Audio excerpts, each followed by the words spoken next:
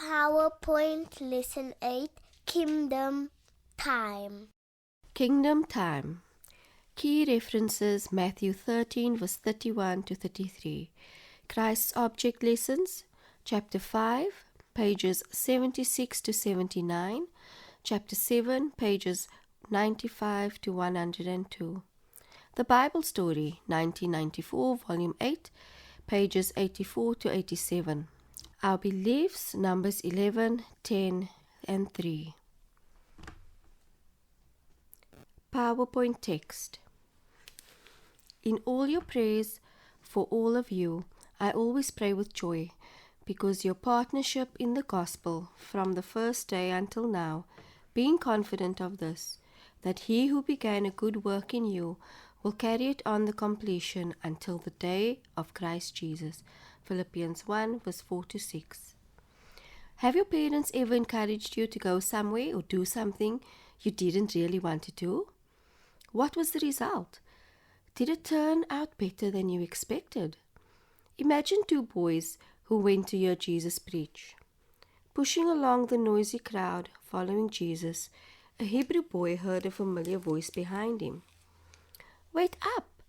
Turning around, he saw his friend struggling through the mass of people.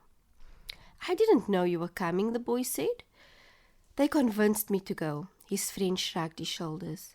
"What about you?" "I figured I'd come and see who my parents were talking about," replied the first boy. Scanning the crowd, he found his parents and waved. Finding a less crowded spot above the crowd, they sprawled in the grass. A man in front raised his hand. The crowd grew quiet.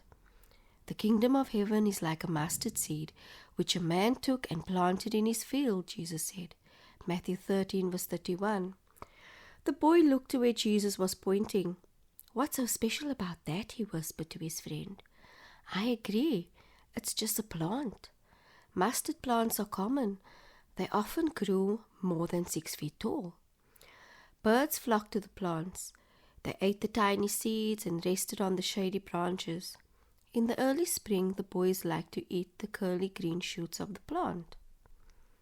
Though it is the smallest of all seeds," Jesus continued, "yet when it grows, it is the largest of garden plants and becomes a tree, so that the birds come and perch in its branches." Verse 32.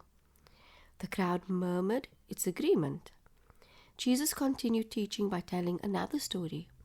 "The kingdom of heaven is like yeast that a woman took and mixed into about 60 pounds of flour until it worked all through the dough." Verse 33. The boy thought about the many times he had watched his mother make bread.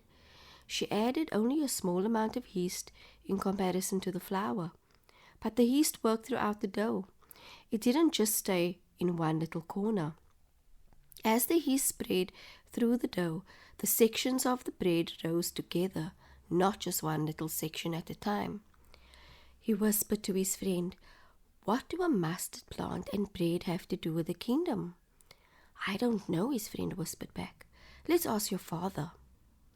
Walking home at the end of the day with his family, the boy couldn't wait any longer. "Did any of you understand what Jesus was talking about with the mustard seed and the yeast?" he blurted out. "What do you think he meant?" his father asked. "I'm not sure," the boy replied. "I think that he might have been talking about us." "That seems right," agreed the father. "As God's chosen people, we make up his kingdom. What do you think?" He turned to the other boy. "Maybe that's it. Then any of us could belong to God's kingdom." "What a privilege." "But what about the yeast?" asked his friend. "I think I understood that part," the boy replied, walking slowly. "You've watched your mother bake bread, have you not?" asked his father. "The yeast goes throughout all the bread, not just part of it." The boy stopped again and looked at his father. "But how can we recognize the new kingdom?" he asked. "Others around us will recognize that God's kingdom has taken root in our lives when we produce good fruit for God's glory," said his father. "Does that mean that we will produce good fruit naturally?" quipped his father. "You're right. God does it all for us," said the mother. from beginning to end. The boy put his hand on his mother's shoulder. May I help you make bread today?